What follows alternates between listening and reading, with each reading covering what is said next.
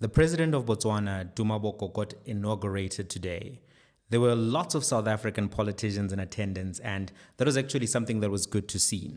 We saw Mmusi Maimane in attendance. We saw Julius Malema in attendance. They actually managed to take a picture and also took a picture with Nelson Chamisa, the opposition leader from Zimbabwe. So it's good to see that kind of thing because it's reshaping how we think about leadership in Africa. For a very long time, we've just thought about leadership in Africa to be these ruling liberation parties that have basically, in many parts of Africa, particularly Southern Africa, been the only game in town. But now, when inaugurations happen, you see Mmusi Maimane, Julius Malema, Nelson Chamisa. These things are good. There are big challenges which are lying ahead for Botswana, though.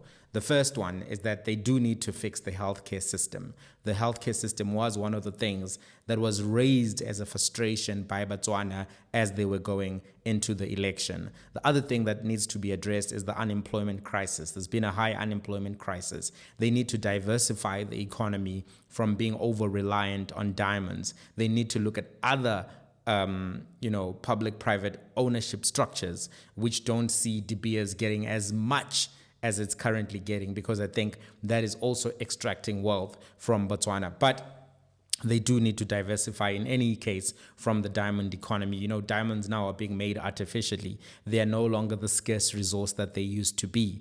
And I think that the diamond market is changing as well because they're no longer viewed in the same way that they used to be viewed 20, 30, 40 years ago as, a girl's best friends or something that you must break an arm and a leg for to get to propose. So the shape of the diamond industry in and of itself, I think, is reshaping. And as a nation, you need to move away from over-reliance on that. And there are still challenges in Botswana because Botswana's citizenry is largely excluded from the economy, despite the economy's considerable growth over the years. Botswana still is the third most unequal country in the world. And this is based on 2015 data where they were doing all of these inequality scorings. And Botswana was number 3 with a Gini coefficient score of 0.6. When you have such a high score, the score is between 0 and 1, 0.6. South Africa is at the top, actually. If SADTU countries seem to be doing quite well in inequality, which is worrying and sad.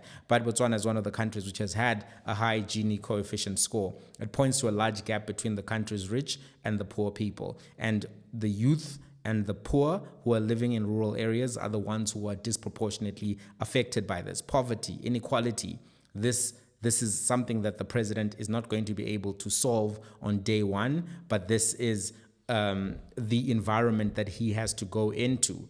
So it has to be said, Botswana set a good and great example in this election because there was no interference from the incumbent to try force themselves to stay in power. We've seen crises in Africa where people lost elections. For example, in 2008, the Movement for Democratic Change, which was led by Morgan Tsvangirai, won the elections in Zimbabwe, but the ZANU-PF was not willing to step down and then used the machinery of the state to force themselves to stay in power. And unfortunately, the SADC region backed Mugabe and kind of coerced a government of national unity there, which ended up prolonging the Mugabe regime for 10 more years. So in the Botswana example, what we see, by and large, Masisi, the outgoing president, actually abided by the decision of the people, conceded the election very early, was very happy to hand over power. We saw that the transition and the handover was smooth, smoother than amaheu, smoother than, that delicious yogurt. There's one of those, yogurts, Yogi Sip, I think is the one that I enjoy the most. Smoother than my favorite Yogi Sip. So the outgoing president conceded, the handover was smooth. Unfortunately, we're not seeing the same thing in Mozambique and other SADC countries, but Mozambique being the one that is really in the news right now. There have been protests for weeks in Mozambique, assassinations of political leaders. And to be very frank with you, the political party, the Liberation Movement, Frelimo, has been rigging elections left, right, and center for a very long period of time, and this election is no different. The right thing for the SADC region to do would actually be to call for fresh fresh, free and fair elections in Mozambique, and for actually the opposition parties to have free access to the media, freedom of movement, and for the military, the police to get out of the way and allow civilians to actually choose their next leadership. That is not happening, unfortunately.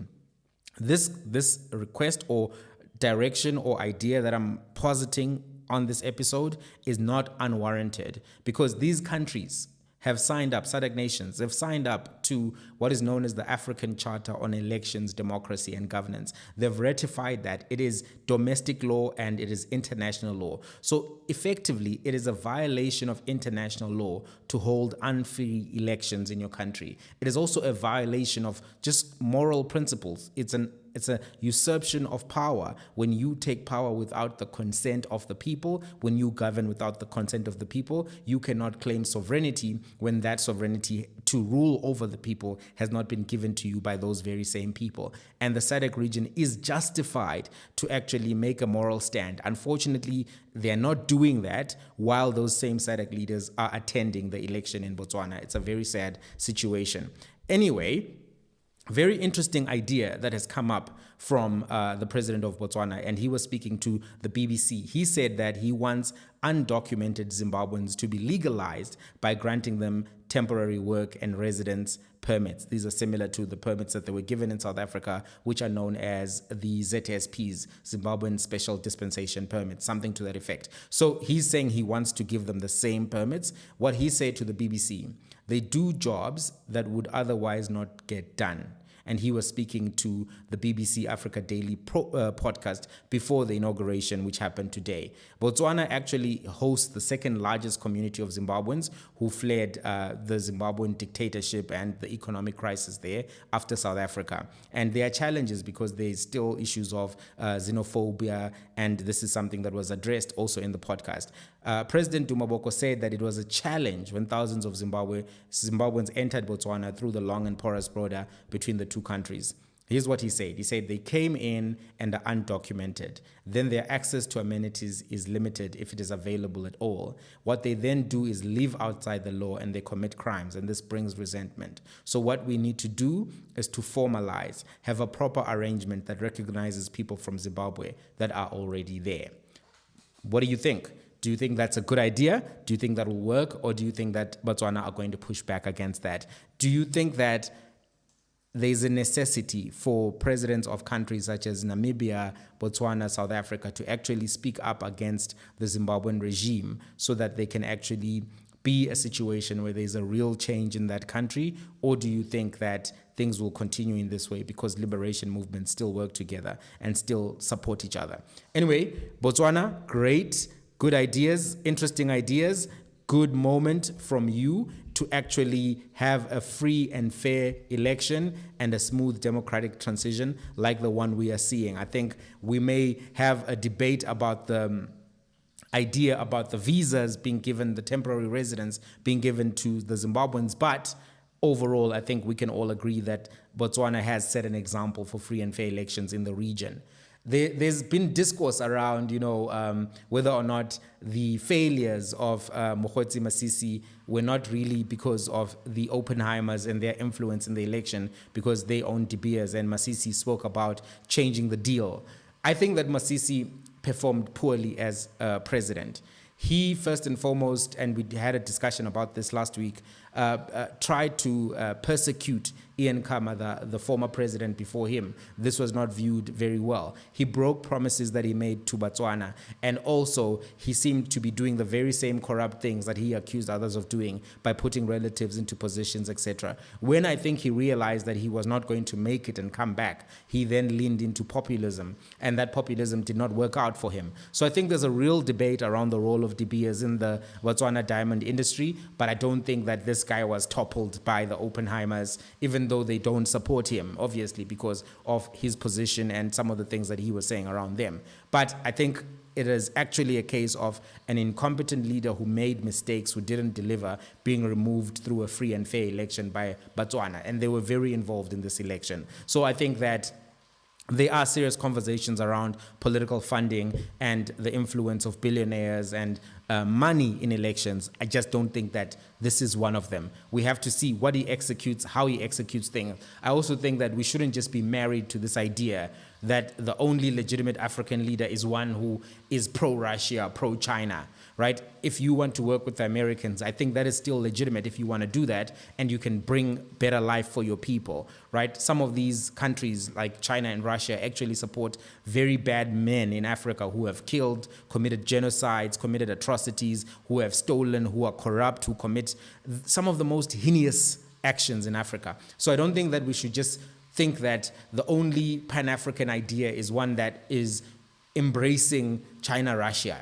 I think that we have to see what Masisi does with the opportunity that he has given, not Masisi, sorry, Duma Boko does with the opportunities that he's given. I don't think that Masisi lost as a result of the Oppenheimers. I think he lost as a result of Mokgweetsi Masisi. Right, moving on to South Africa. The Minister of Basic Education was chased by Teachers Union, SADTU, when she was trying to address them in KwaZulu-Natal. This is what happened. Leaders,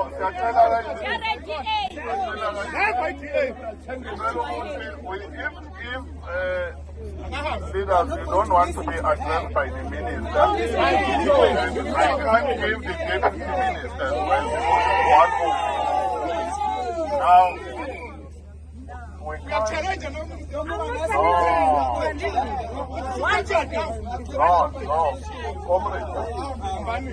Yeah, I think we've taken note of your comment.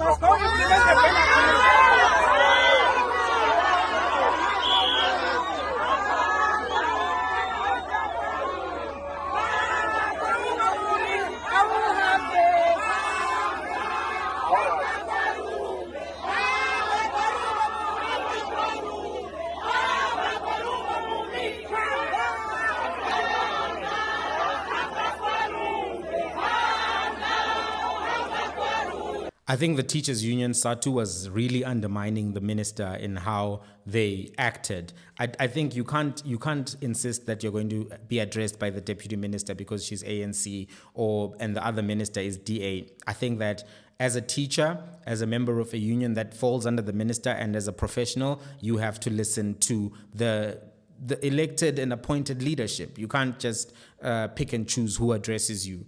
So I think that was disrespectful, and I think they were wrong. At a deeper level, there's a question that I think we have to ask ourselves, is that should teachers have a union? These unions seem to have become politicized, and they are often used to protect bad teachers and to avoid accountability. An example that I can give you is something that happened with the annual national assessments. These were tests that were introduced by former Minister Angie Musheka to measure performance per grade. And when the results of these annual national assessments were released, they revealed massive failures and massive underperformance by teachers across a variety of schools. And then what happened is the teaching unions, the SADTU, complained about them. And actually, Angie Musheka then responded by scrapping the annual national assessments. They never came back. And what that did is it concealed the crisis that is happening in the South African classrooms, and it removed a measure of accountability that could have been had to remove bad teachers from the system. It wouldn't have happened if SADTU didn't exist as this political apparatus within the South African space. And part of the reason they have power is because they are very influential within the ANC politics. And this was one of the unions which was very active within the resistance movement. And teachers were part of the resistance movement in a bad way, and if you look, in a big way. And if you look at how Angie Musheka actually herself rose up to power, she was one of the teachers who organized, I think, in Soweto. So SADTU has a historical power base in South Africa, but the question then is, are they not alternatives that can exist to protect teachers' rights, to allow teachers to speak about the conditions of the classroom, and not necessarily to do so in the form of unions, and particularly in the form of SADTU? So that's something that I think we can have a debate about. I think I do understand the value of organized labor and the victories that were won by organized labor, particularly in the industrial era, to prevent children from working, to get a workday that was balanced, and to actually allow for well-being of workers and not necessarily their undue exploitation. But maybe there are conversations that we need to have, because society evolves, times evolves, dynamics evolve. If those particular unions or entities, particularly in the education space, are causing problems, should they continue to exist? It seems, as I'm looking at this, that the unions, when I'm now doing a political analysis, are being used to pressure Minister Siviwe Kwarube into the implementation of the Bella Act. I'm not sure why there's a thinking that this pressure is necessary, because she's already given a speech saying that she'll be implementing the law. But this could be as a preemptive pressure because of the moves that were made by AfriForum, the DA, and Freedom Front Plus, as well as the Patriotic Alliance, to say that they're going to aggressively oppose the implementation of the Bella Act. So what we are seeing now is that the political machinery within the ANC is moving through SADTU to make sure that the minister implements this, even if John and others don't necessarily want it to be implemented. Having said that, it is worrying to me that there's what is basically developing as a bad relationship between the teachers and the minister, a dysfunctional relationship between the teachers and the minister. This is likely to cause a breakdown in implementation of changes and improvement of teaching standards, not necessarily the Bella Act, which may be implemented, and then we'll see, obviously, that phase of it being implemented, but there's still significant problems in the South African education system. 40% of kids are dropping out before completing grade 12. Boys are dropping out more even and failing at higher levels. If you look at the performance in maths, only 250,000 children are writing maths out of 750,000. And of the 250,000 who write the exam, only 50% of them are actually getting only 50,000 of them are getting a pass over 50%. There's a real crisis in STEM education. There's a shortage of teachers. Classes are still overcrowded. So if you have this deterioration of relationship between the teachers and the minister, how can that have good outcomes for the classroom? I don't think it can. I don't know what you guys think about what you just saw, but it can't be good to have that happening. I want to finish off with, I don't know, I have to come up with a segment and maybe call that segment Wild African Political Stories or something. Wild Africans. I don't know what to call it. But, African leaders, we're talking about Ghana now. African leaders love to praise and congratulate themselves for nothing. For fresh air, they'll congratulate themselves and cut a ribbon. In fresh air, they'll cut a ribbon and commemorate fresh air. Even when they've done absolutely zero, they want to clap hands from themselves. And we have another example from Ghana this time. What are we going to call this? We have to come up with a name for this segment of wild African leaders.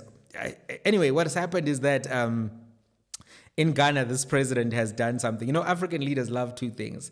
They love naming airports and roads after themselves and getting statues. Statues. And Ghana's outgoing president, Nana Akufo-Addo, has done it. He has unveiled a statue of himself during the tour of the country's western region. Look at this. Oh my word, Mugabe has done similar things. These statues, they never even look that good. They look like Dwayne Wade's statue. Did you see Dwayne Wade's? This is exactly the same thing. So Nana Akufo-Addo has unveiled a statue of himself during a tour of the country's western region. His visit also fed into campaigning nationwide by the current ruling New Patriotic Party, NPP.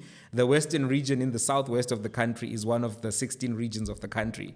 The president was there urging people to vote for his deputy vice president, Mahamudu Bawumia, in next month's general election. And Bawumia will be the NPP's candidate, and Akufo-Addo said a vote for him would see a continuation of the party's policies, statutes, and projects and statues. And African leaders, can you respect yourself, please? Are you not embarrassed? This is very, very embarrassing. Are you not embarrassed? Come on now. You can't even let other people put a statue for you. You got to put a statue for yourself. No. African leaders, can we do better? Ghana is going through real challenges. The youth of Ghana are going through the most cost of living crisis. Inflation affected Ghana. The currency collapsed. But the president found some money. He found some money to build himself a statue. I'm trying to think, oh man, what could, is that, like Charlemagne has got donkey of the day. We need to do something about these African leaders where we shame them for this kind of behaviors. I can't with these African leaders. No, I can't do it. Self-glorification, self-titillation in the midst of crisis. Shame on you, President of Ghana. This is definitely not the kind of exemplary behavior that we need in the continent. Guys, till the next one, see you later.